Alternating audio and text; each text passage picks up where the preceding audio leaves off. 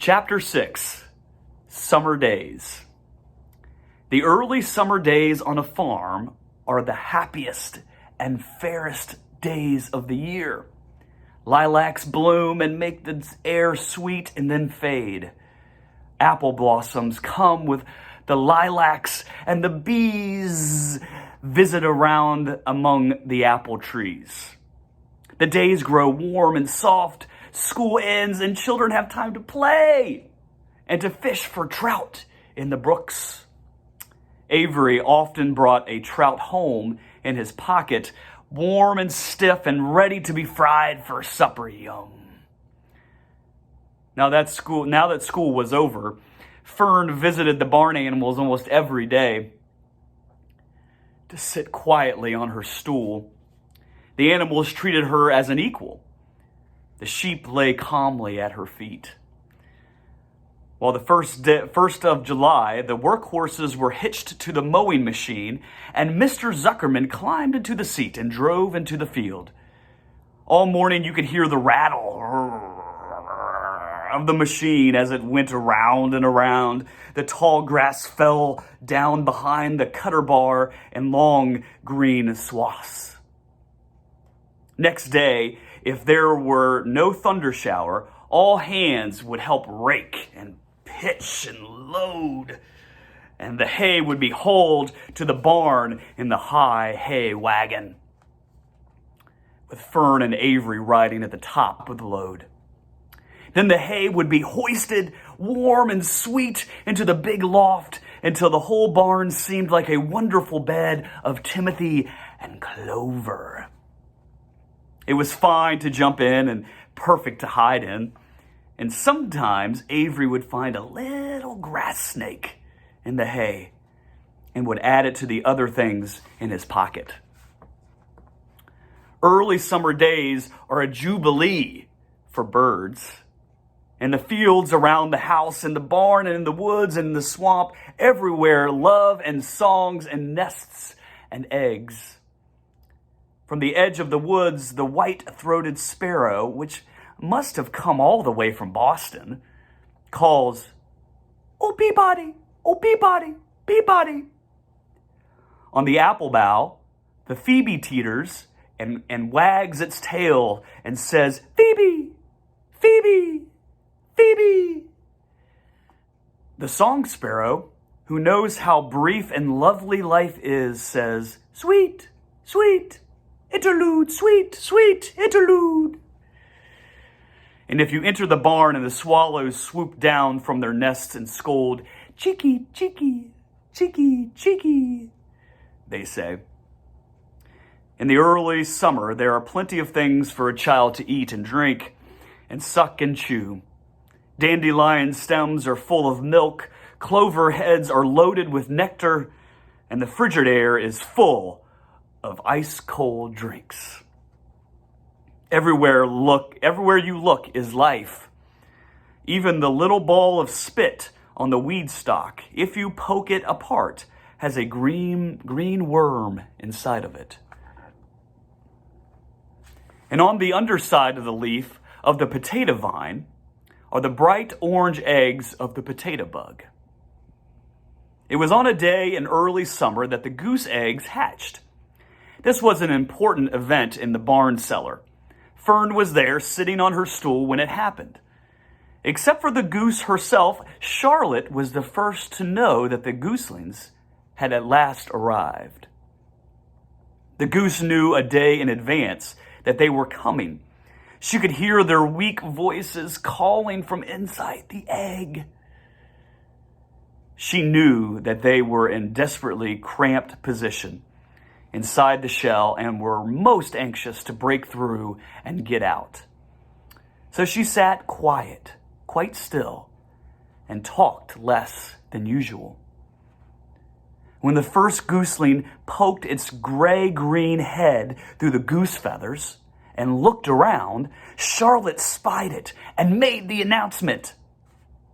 "I am sure," she said, "that every one of us will be gratified to learn that after 4 weeks of unremitting effort and patience on the part of our friend the goose, She now has something to show for it.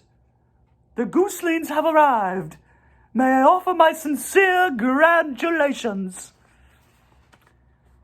"Thank you, thank you, thank you," said the goose, nodding and bowing shamelessly. "Thank you," said the gander. "Congratulations," shouted Wilbur. "How many Gooselings are there? I can only see one." "There are 7," said the goose. "Fine," said Charlotte. 7 is a lucky number." "Luck has nothing to do with this," said the goose. "It was good management and hard work." At this point, Templeton showed his nose from his hiding place under Wilbur's trough. He glanced at Fern, then crept cautiously toward the goose, keeping close to the wall. Everyone watched him, for he was not well liked, not trusted. "Look," he began in his sharp voice. "You say you have shot 7 Gooselings. There are 8 eggs. What happened to the other egg? Why didn't it hatch?" "It's a dot, I guess," said the goose. "What are you going to do with it?" continued Templeton, and his little round beady eyes fixed on the goose. "You can have it," replied the goose. "Roll it away and add it to the nasty collection of yours." Templeton had a habit of picking up unusual items and objects around the farm and storing them in his home. He saved everything. Certainly, said Gander. "You may have the egg. But I tell you one thing, Templeton. If I ever catch you poking your ugly nose around our Gooselings, I'll give you the worst pounding a rat has ever taken." And the gander opened his strong wings and beat the air to show his power. He was strong and brave. But the truth is, both the goose and the gander were worried about Templeton. And with good reason. The rat had no morals, no conscience, no scruples, no consideration, no decency, no milk of rodent kindness, no compunctions, no higher feeling, no friendliness, no anything. He would kill a gooseling if he could get away with it. And the goose knew that. Everybody knew it. And with her broad bill, the goose pushed the unhatched egg out of the nest.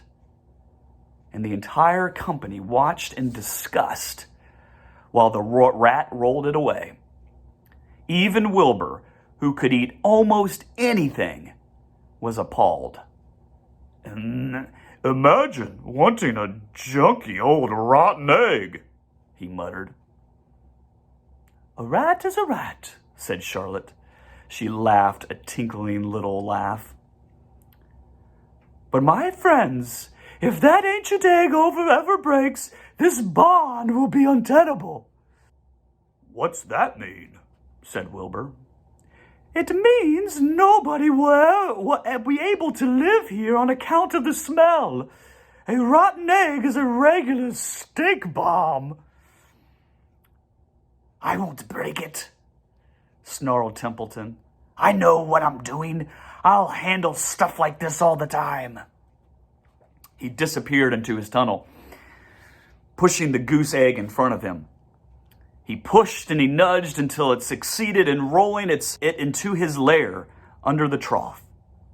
That afternoon, when the wind had died down and the barn was quiet and warm, the gray goose led her 7 gooselings off the nest and out into the world. Mr. Zuckerman spied them while he came with Wilbur's supper. "Well, hello there," he said, smiling all over. "Let's see. 1, 2, 3, 4, 5, 6, 7 baby geese. Now isn't that lovely?"